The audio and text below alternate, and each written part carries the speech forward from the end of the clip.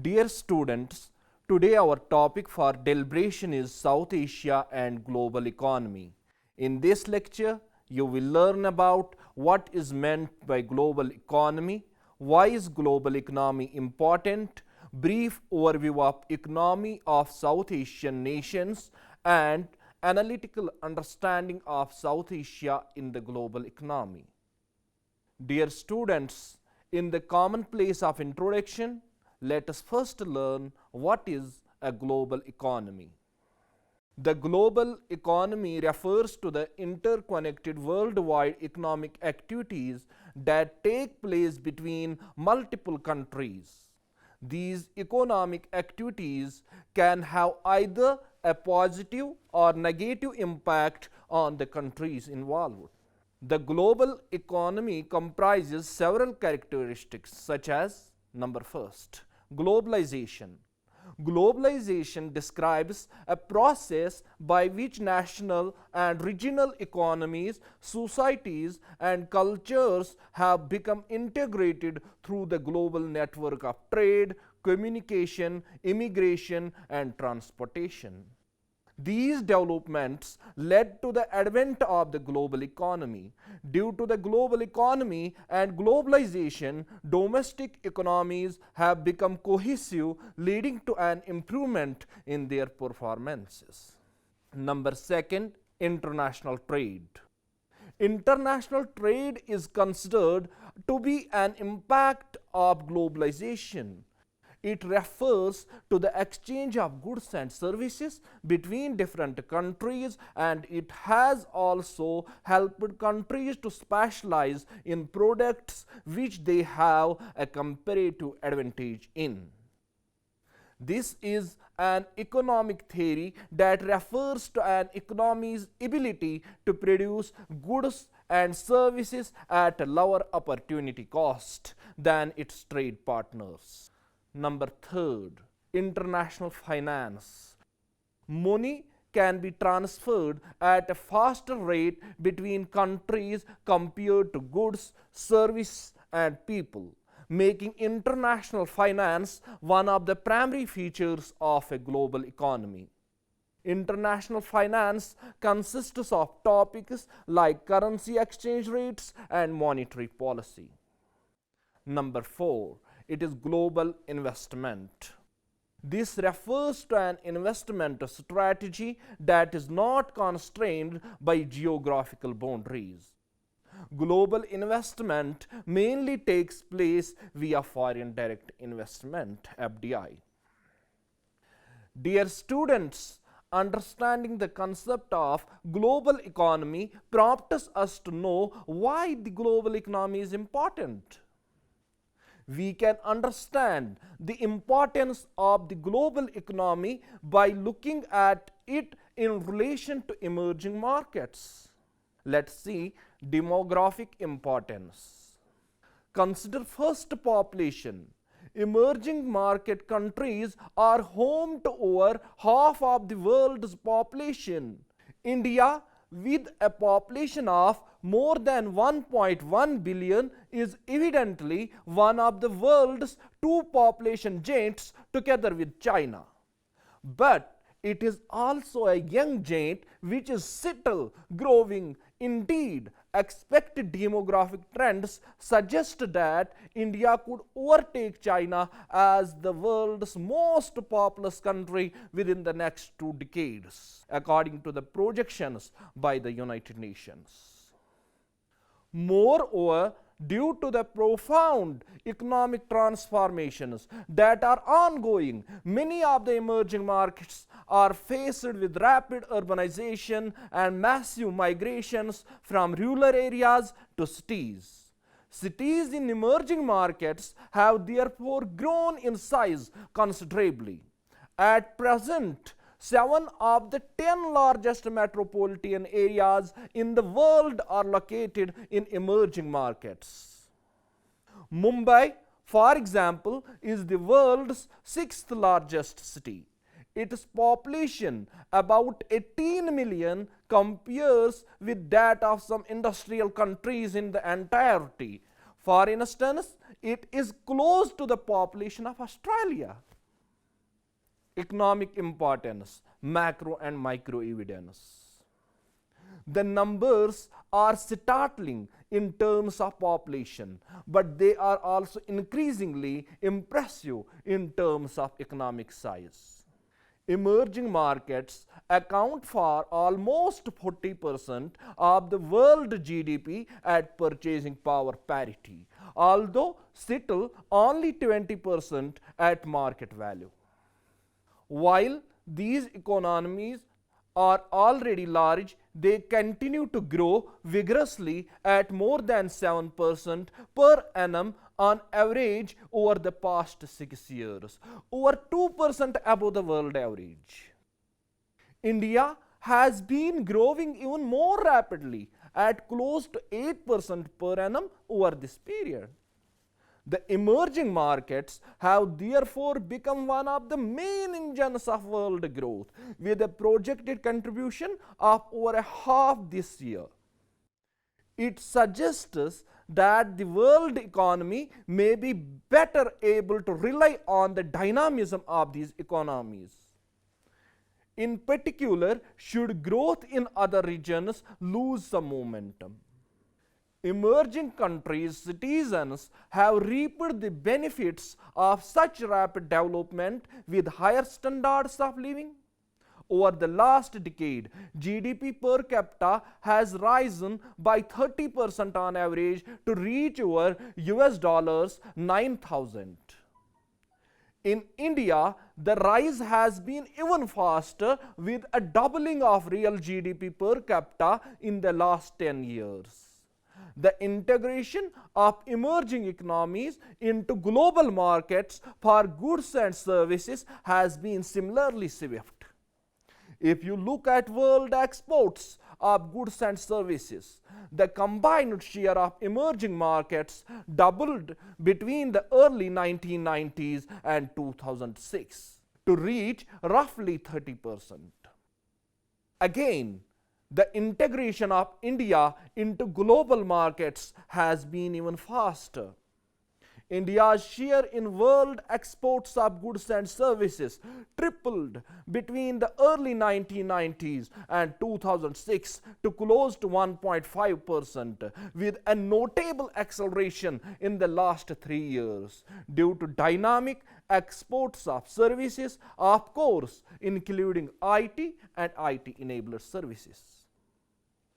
From the perspective of microeconomics, some of the largest firms with high market value and a few of the richest individuals in the world hail from these emerging markets, which has helped in the higher distribution of income in these countries. However, many of these emerging countries are still plagued by poverty, and work still needs to be done to work towards eradicating it. Long-term world economic outlook. The present looks promising for emerging market economies, but the future seems even brighter. The projections for long-term growth based on demographic trends and models of capital accumulation and productivity tells us that emerging markets are likely to become even weightier in the world economy tomorrow than they are today. Of course, projections at very distant horizons are somewhat speculative, but they do offer an insight into possible secular developments. In this respect, one study found startling results regarding the growth prospects of emerging markets. India, together with Brazil, Russia and China, could be over half the size of today's 6 largest industrialized economies by 2025. And in less than 40 years, they could overtake them. Looking ahead to 2050, China would be the world's largest economy, and India would be its third largest behind the United States. A similar picture emerges from other studies with some nuances. Dear students, what are the effects of global economy? Nearly every country in the world is in some way affected by things that happen in what may seem at times like unrelated countries due to the influence of the global economy. A good example of this is the economic impact that the Russia's invasion of Ukraine has on global economy. IMF says Russia's invasion of Ukraine may fundamentally alter the global economic order. Dear students, in order to analytically understand the South Asia's position in global economy, let us first have a brief outlook on the economy of South Asian nations. First is Afghanistan. Afghanistan has one of the lowest growth rates of all South Asian countries at less than 3%. Largely, this is due to pressing security risks and political tensions after the suspension of the US-Taliban peace negotiations. However, its agricultural sector continues to grow as favorable weather reverses the impact of a drought in 2018, prompting economists to favor Afghanistan's GDP growth projections in the next few years. In addition, a new $100 million project seeks to increase the economic empowerment of poor rural women. Now, Bangladesh. In recent years, Bangladesh has emerged as a leading manufacturer of textile products and become a frontrunner in South Asia. In fact, in 2019, Bangladesh had a growth rate of 8% compared to India's of 5.3%. As the trade deficit decreased, the growth in remittances grew strongly by 9.6% in 2019 to reach a record $16.4 billion. The forecast of an increase in domestic demand, hike in public sector wages, and increased construction activity will bolster its economy in the near terms as well. Then comes another country, that is Bhutan. Bolstered by increasing foreign investment, Bhutan has embarked on building 3 major hydropower projects to boost its industries and revenues. Under a new government, Bhutan has been slowly transitioning to a new 12th five-year plan that started in 2018 and spans until 2023. Previously untapped, Bhutan is also building out its tourism sector, which saw a steady rise in revenue to $87.7 million in 2019. Still, government programs are supporting cottage and small industries. Another country, India. India, the bellwether of South Asia, has successfully diversified its manufactured product base and enhanced its production capabilities. However, in recent years, India's GDP growth has weakened from a slowing economy, some inflation in the food industry, and declining oil prices. Recently, India has managed to attract foreign investments, liberalized FDI in key sectors like defense, real estate, railways, and insurance, and progress towards energy efficiency. In addition, an aggressive cut of subsidies in India has released funds for development needs, and an increase in ventures under public-private partnerships such as in renewable energy is also aiding the growth momentum. The well-formulated Make in India campaign has started supporting local manufacturers and attracted multinational corporations and even nations to set up manufacturing facilities in India across different industry and service sectors. A study by the UK think tank, the Centre of Economic Business and Research, suggests that India could become the world's third largest economy after 2030. And together with Brazil, it could lead to France and Italy kicked out of the exclusive G8 group in the next 15 years. Then comes another country, Maldives. In the Maldives, GDP growth has been driven by strong tourism, especially from Europe, China, and India. In fact, European guests accounted for about half of arrivals and grew by 16.5% in 2019.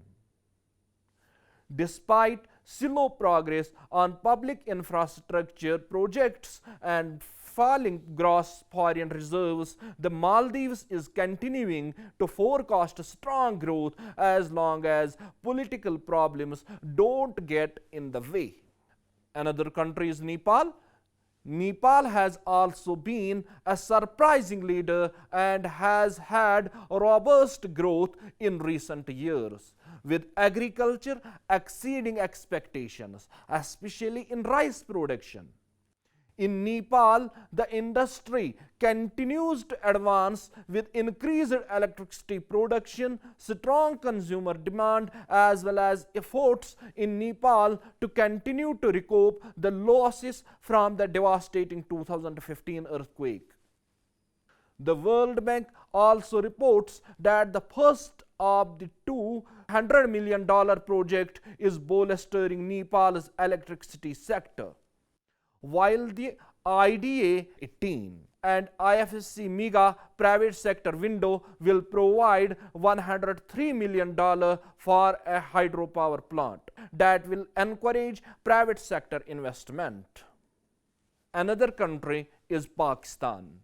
Although ranking in the lowest growth rates in 2019, Pakistan continues to benefit from increased investments from China, and the return of Iran to international markets is expected to boost mutual trade.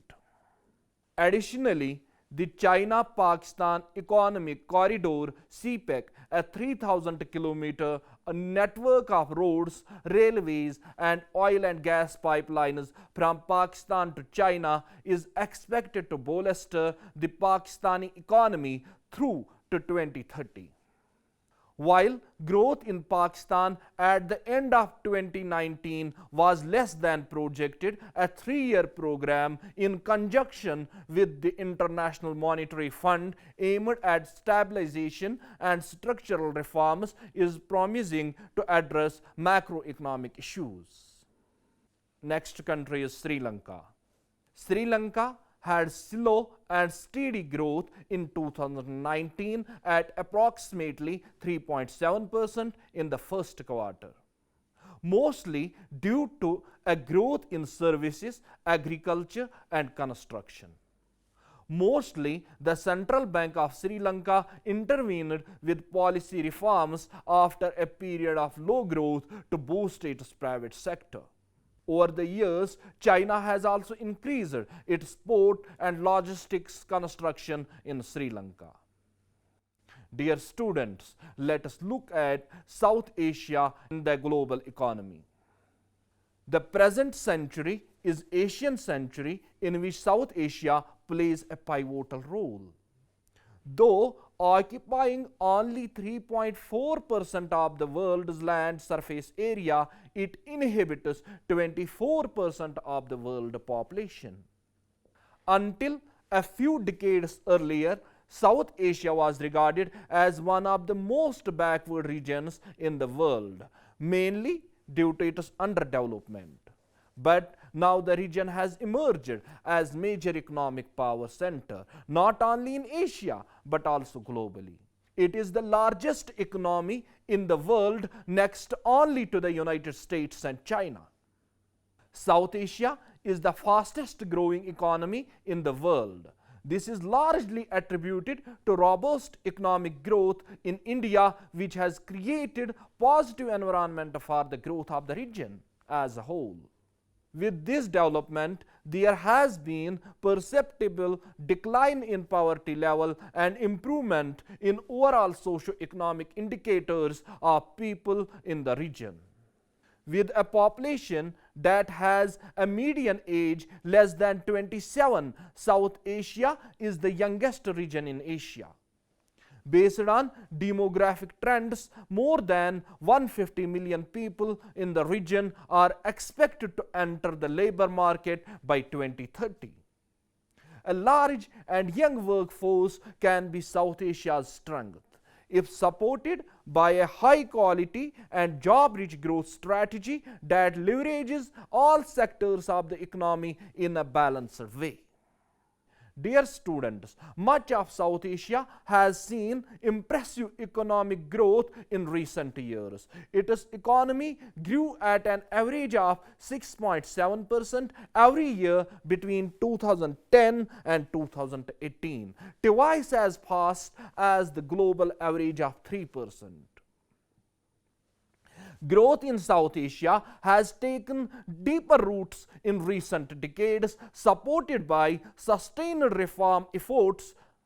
Up to the 1970s, India and the rest of region were characterized by relatively low growth trajectory of around 3 to 4%.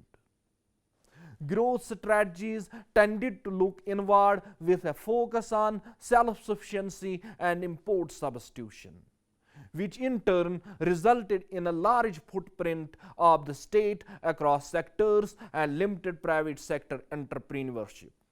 As India and other South Asian economies started to undertake economic reforms in the 1980s and 1990s, growth increased steadily, averaging 7% over the last decade, making South Asia one of the fastest growing regions in the world. Higher growth and productivity reduced poverty and transformed the lives of millions of people in South Asia. Since the 1990s, there has been an impressive decline in poverty rates across the region. Over 200 million people were lifted out of poverty across South Asia, while life expectancy rose by more than a decade to about 70 years. The region is also set to play an increasing role as an engine of growth in the global economy. India alone accounted for 15% of the global growth in 2018. Building on the success achieved so far, the region is projected to contribute around 28% of the global growth by 2040. Under the current baseline, up from 1/6 in 2018 and 1/10 in 1990. Even under a scenario where the demographic dividend does not yield the intended results, the region would still account for about 1/4 of global growth, giving the ongoing growth slowing in more mature economies in Asia and globally. Dear students, let us see the intra-regional and global trade of South Asia region to get a picture of its economic integration at the regional and global level respectively. Intra-regional trade. Despite geographical proximity and the existence of bilateral and multilateral free trade agreements, South Asia is one of the least economically integrated regions in the world. Owing to protectionist policies, high logistic costs, lack of political will, and a broader trust deficit, intra-regional trade in South Asia remains well below its potential at 5% of the region's global trade. This makes South Asia one of the most disconnected regions in the world, especially when compared with other regions such as East Asia and the Pacific. where intra-regional trade accounts for approximately 50% of the total trade, and Sub-Saharan Africa, where intra-regional trade has improved over the years to 22% due to the steps taken by the governments to create transparent mechanism for trade facilitation. Intra-regional trade in the South Asian region, including Myanmar, amounts to only 5.6%. Enhancing intra-regional trade is necessary to increase connectivity in the South Asian region. Facilitated by the flow of goods, services, people and knowledge, such an initiative would provide access to new markets as well as attract foreign direct investment in the diverse sectors. The ensuing economic growth would also play a key role in bridging the trust deficit in the region and raise the opportunity cost of conflict. India's exports account for the bulk of its trade with its neighbors. The country's regional trade growth from 1991 until 1999 was minimal. In 2008, India's trade with South Asian neighbors reached a decadal high of $13.45 billion. Following a dip in 2009 due to the global financial crisis, India's trade with the neighbors doubled in the next 5 years, reaching US $24.69 billion in 2014. The slowdown in India's exports to South Asia in 2015 and 2016 coincided with the 13% decline in the India's global trade from $19 trillion in 2014 to $16.5 trillion in 2015. Intra-regional trade revived in 2017, reaching its peak at $24.75 billion, picking up further in 2018 when it rose to $36 billion. Despite the growing trade volume, India's trade with its neighborhood has remained roughly between 1.7% and 3.8% of its global trade. Several agreements are in place to facilitate trade in the region.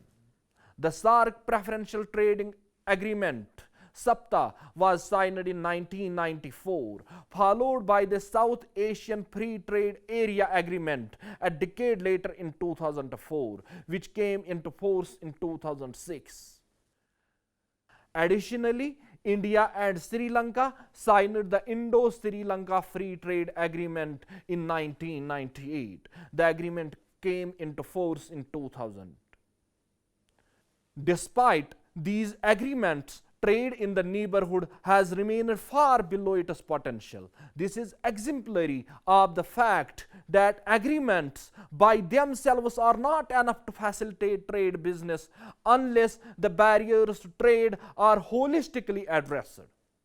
The presence of para-tariffs, high logistical costs, inadequate infrastructure, and persistent informal trade coupled with other non-tariff barriers are the key reasons for India's low intra-regional trade in the neighborhood. As a result, the cost of trading in South Asia remains unusually high. External trade.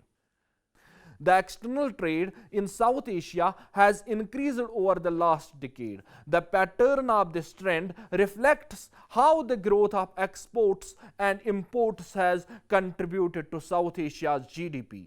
India has contributed most significantly to this trade growth, showing that it is the dominant country responsible for regional economic growth.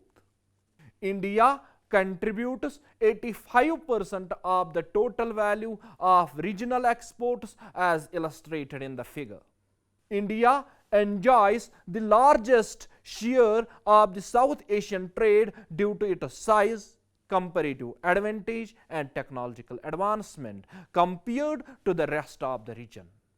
The other 7 countries have smaller economies than India and their contribution is relatively insignificant. The total export share of Bangladesh, Pakistan and Sri Lanka is around 15%. Export diversification commodities. South Asia exports mainly consumer and intermediate goods. The majority of imports are raw materials and intermediate goods. See in the figure.